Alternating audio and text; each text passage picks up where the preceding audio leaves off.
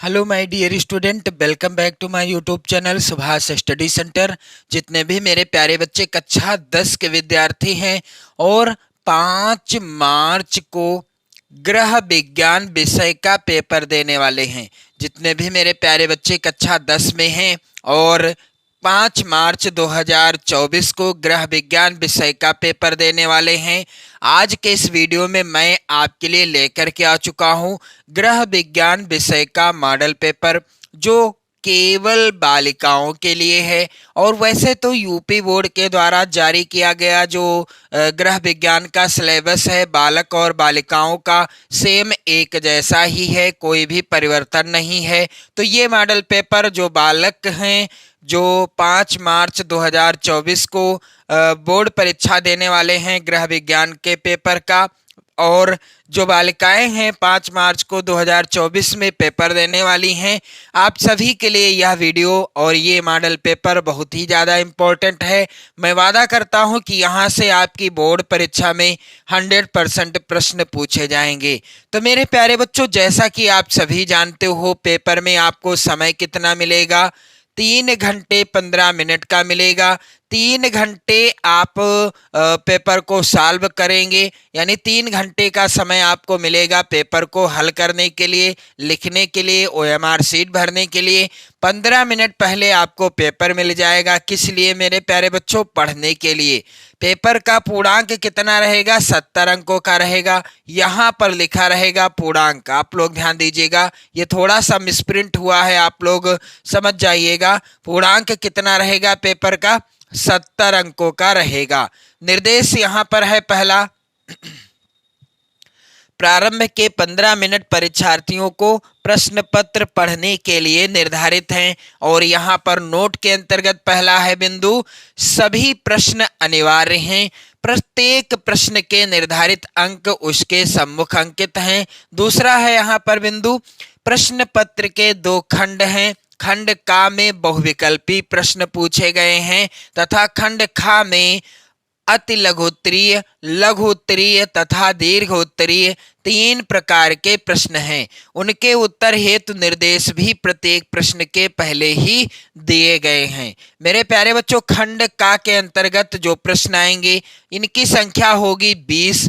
प्रत्येक प्रश्न होगा 1 नंबर का। और यदि आप इन सभी प्रश्नों का उत्तर सही तरीके से ओएमआर शीट में भर देते हैं, सही उत्तर भर देते हैं, तो आपके पूरे पूरे 20 नंबर पक्के हो जाएंगे। इसमें राइटिंग के नंबर नहीं कटेंगे। मेरे प्यारे बच्चों, यहाँ पर बहुविकल्पी प्रश्नों को सॉल्व करने से पहले निर्देश भी पढ़ लीजिएगा। निर्देश यहाँ पर लिखा है, प्रश्न संख्या 1 से 20 बहुविकल्पी हैं। कितने प्रश्न हैं बहुविकल्पी? प्रश्न संख्या 1 से 20 तक। निम्नलिखित प्रश्नों में प्रत्येक के 4-4 वैकल्पिक उत्तर दिए गए हैं। उनमें से सही विकल्प चुनकर उन्हें क्रमवार OMR उत्तर पत्रक में भरिए। मेरे प्यारे बच्चों, यहाँ पर आप लोग ध्यान देंगे, पहला प्रश्न वेरी इंपॉर्टेंट। और आप लोगों से एक रिक्वेस्ट है कि इन सभी प्रश्नों को आप लोग अपनी नोट्स पर जरूर लिख लेना। मेरे प्यारे बच्चों, यहीं से प्रश्न आएंगे आपकी बोर्ड परीक्षा में। और जो भी महत्वपूर्ण प्रश्नों की सीरीज की वीडियो मैं आपको प्रोवाइड करा रहा हूं, आप लोग वहां पर भी चैनल की प्लेलिस्ट के द्वारा वीडियो देख सकते हो, अपनी बढ़िया सी नोट्स बना सकते हो। तो पहला प्रश्न है, घर की बचत करने के लिए निम्न में से सबसे अच्छा विकल्प कौन सा है? यदि हमें घर में धन की बचत करनी है तो कौन सा विकल्प सबसे अच्छा है? पहला विकल्प है डाकघर, दूसरा है बैंक, तीसरा है विकल्प ए और बी दोनों, यानी का और खा दोनों, चौथा है निजी एजेंसी। मेरे प्यारे बच्चों, घर में यदि धन की बचत करनी है तो इसके लिए हमें या तो हम डाक घर में खाता खुलवा लें, धन जमा करते रहें, या हम बैंक में खाता खुलवाकर उसमें धन एकत्रित कर सकते हैं, जमा कर सकते हैं। तो इसका राइट आंसर क्या होगा? ए और बी दोनों यहाँ पर सही हैं। अगला प्रश्न संख्या 2 है मेरे प्यारे बच्चों, अस्थि निर्माण के लिए आवश्यक है। तो अस्थि निर्माण के लिए क्या आवश्यक होता है? विकल्प है पहला कार्बोहाइड्रेट, दूसरा कैल्शियम, तीसरा लौह और चौथा विटामिन बी। तो आप सभी जानते हो कि अस्थि निर्माण के लिए कैल्शियम की अधिकता होना यानी कैल्शियम का होना बहुत ज्यादा अनिवार्य है। अगला प्रश्न मेरे प्यारे बच्चों, कुछ प्रश्न ऐसे होंगे जिन्हें आपको याद करना पड़ेगा, लेकिन कुछ प्रश्न ऐसे होंगे जिनको आपको समझना है। तो समझने वाले प्रश्नों को मैं आपको ऐसा समझाऊंगा कि आप जीवन भर नहीं भूल पाओगे। यहाँ पर प्रश्न संख्या 3 है मेरे प्यारे बच्चों, सब्जियों को धोना चाहिए। सब्जियों को कब धोना चाहिए? पहला है विकल्प, यहाँ पर आप लोग ध्यान दीजिएगा, छीलने के बाद, दूसरा है छीलने से पहले, तीसरा है काटने के बाद, चौथा है प्रत्येक बार। तो सब्जियों को हमें कब धोना चाहिए? छीलने से पहले ही सब्जियों को अच्छी तरह से धो लेना चाहिए। छीलने के बाद नहीं धोना है, ना ही काटने के बाद धोना है, और ना तो छीलने काटने के बाद धोना है यानी प्रत्येक बार भी नहीं धोना है। तो सही तरीका क्या है? सब्जियों को कब धोना चाहिए? छीलने से पहले ही धो लेना चाहिए।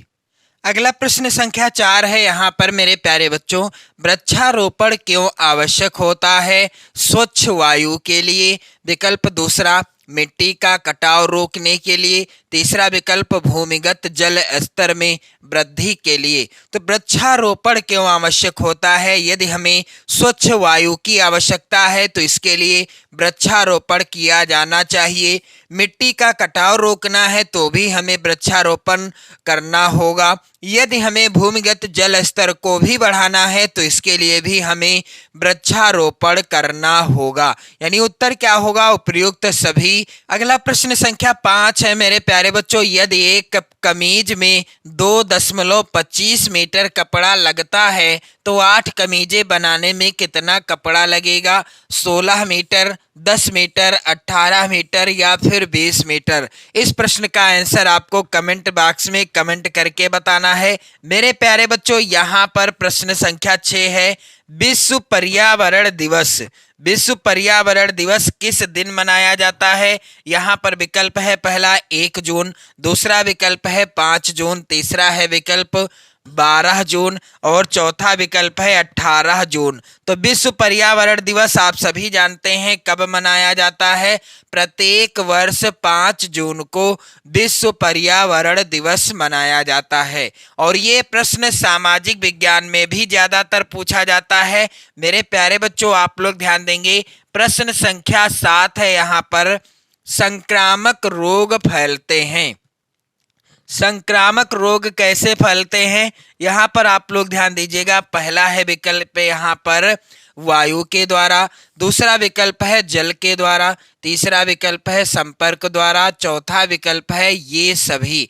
संक्रामक रोग कैसे फैलते हैं? संक्रामक रोग वायु द्वारा भी फैलते हैं, जल द्वारा भी फैलते हैं और एक दूसरे के संपर्क के द्वारा भी फैल जाते हैं। यानी उत्तर क्या होगा? ये सभी। संक्रामक रोग फैलने के ये सभी कारण हैं। प्रश्न अगला है, शुद्ध जल होता है तो शुद्ध जल कैसा होता है? रंगहीन होता है, गंधहीन होता है या स्वादहीन, या ये सभी गुण होते हैं शुद्ध जल में? तो यहाँ पर उत्तर क्या होगा? जो शुद्ध जल होता है वह रंगहीन होता है, यानी उसमें किसी भी तरह का कलर यानी रंग नहीं देखने को मिलेगा। गंधहीन भी होता है, उसमें किसी तरह की दुर्गंध भी नहीं आती होगी। और तीसरा स्वादहीन, उसमें किसी तरह का स्वाद भी नहीं होगा। तो शुद्ध जल के लक्षण क्या हैं? वह रंगहीन होता है, गंधहीन होता है, स्वादहीन भी होता है। इस तरह से उत्तर क्या होगा मेरे प्यारे बच्चों? ये सभी शुद्ध जल के क्या हैं? प्रमुख लक्षण हैं, या शुद्ध जल ऐसा ही होता है। प्रश्न संख्या 9 है मेरे प्यारे बच्चों, किस चेक में बाएं कोने पर 2 समानांतर रेखाएं खींच दी जाती हैं? पहला है विकल्प यहाँ पर यात्री चेक, दूसरा है क्रॉस चेक, तीसरा विकल्प है वाहक चेक, चौथा है उपहार चेक। तो किस चेक में बाएं कोने पर दो समानांतर रेखाएं खींच दी जाती हैं? इस प्रश्न का उत्तर हो जाएगा क्रॉस चेक में। इसके बाद प्रश्न संख्या 10 है मेरे प्यारे बच्चों, भोजन पकाने में किसका प्रयोग हानिकारक होता है? तो आप लोग इन सभी प्रश्नों को जरूर तैयार कर लेना। मैं तो चाहता हूं कि आप लोग इन प्रश्नों को अपनी नोट्स पर लिखते जाइएगा। मेरे प्यारे बच्चों, भोजन पकाने में किसका प्रयोग हानिकारक होता है? विकल्प है पहला घी, दूसरा विकल्प है मसाले, तीसरा विकल्प है यहाँ पर आप लोग ध्यान दीजिएगा सोडा, और चौथा विकल्प है यहाँ पर आप लोग ध्यान देंगे इनमें से कोई नहीं। तो भोजन पकाने में किसका प्रयोग हानिकारक होगा? घी का प्रयोग लाभदायक होगा, मसालों का प्रयोग लाभदायक होगा।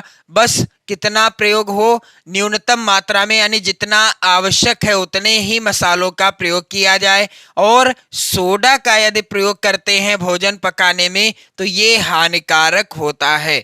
अगला प्रश्न है, रोगी का भोजन होना चाहिए। रोगी का भोजन कैसा होना चाहिए? गरिष्ठ होना चाहिए कि चटपटा होना चाहिए, या सुपाच्य हो, या फिर बिना पका? तो आप सभी जानते हैं कि रोगी का भोजन कैसा होना चाहिए। रोगी का भोजन ऐसा होना चाहिए जिसे वह आसानी से खा सके और उसका जो है पाचन भी आसानी से हो सके। रोगी का भोजन सुपाच्य भोजन होना चाहिए। प्रश्न संख्या यहाँ पर 12 है मेरे प्यारे बच्चों, हैजा किस जीवाणु द्वारा फैलता है? तो आप सभी जानते हैं विब्रियो कालेरा नामक जीवाणु के द्वारा हैजा रोग फैलता है। प्रश्न संख्या यहाँ पर 13 है मेरे प्यारे बच्चों, रेशमी वस्त्रों को कैसे धोना चाहिए? पहला है विकल्प वस्त्रों को रगड़ कर धोना है, या वस्त्रों को पीट कर धोना है, या फिर वस्त्रों को पटक कर धोना है। तो यहाँ पर उत्तर क्या हो जाएगा मेरे प्यारे बच्चों? जो रेशमी वस्त्र होते हैं उनको कैसे धोना है? ना तो उन्हें रगड़ कर धोना है अधिक, और ना ही उन्हें पीट कर धोना है, और ना ही वस्त्रों को पटक कर धोना है। तो उत्तर क्या होगा मेरे प्यारे बच्चों? इनमें से कोई नहीं। अगला प्रश्न संख्या 14 है मेरे प्यारे बच्चों, डबल रोटी व बिस्कुट बनाने की विधि क्या कहलाती है? डबल रोटी या बिस्कुट बनाने की विधि को क्या कहते हैं? बेकिंग कहते हैं। प्रश्न संख्या 15 है मेरे प्यारे बच्चों, नील का प्रयोग किस वस्त्र पर करते हैं? विकल्प इस प्रकार से हैं। पहला है विकल्प ऊनी वस्त्र, दूसरा विकल्प है सफेद सूती वस्त्र, तीसरा विकल्प है रंगीन वस्त्र, और चौथा है रेशमी वस्त्र। तो नील का प्रयोग कहाँ किया जाता है? आप सभी जानते हैं इस प्रश्न का उत्तर। जो सफेद और सूती वस्त्र होते हैं उन पर नील का प्रयोग किया जाता है। अगला प्रश्न संख्या 16 है मेरे प्यारे बच्चों, मोच की पहचान क्या है? सूजन होना, पीड़ा होना, मांसपेशियों में खिंचाव, या ये सभी? तो मोच की पहचान क्या है? जहां पर मोच आ जाती है वहां प्रायः सूजन आ जाती है, यानी सूजन हो जाती है। पीड़ा यानी दर्द भी होता है जहां पर मोच आती है। मांसपेशियों में खिंचाव भी होता है, यानी उत्तर क्या होगा? ये सभी। प्रश्न संख्या 17 है मेरे प्यारे बच्चों, मनुष्य के शरीर में कितनी पसलियां होती हैं? मनुष्य के शरीर में कितनी पसलियां होती हैं?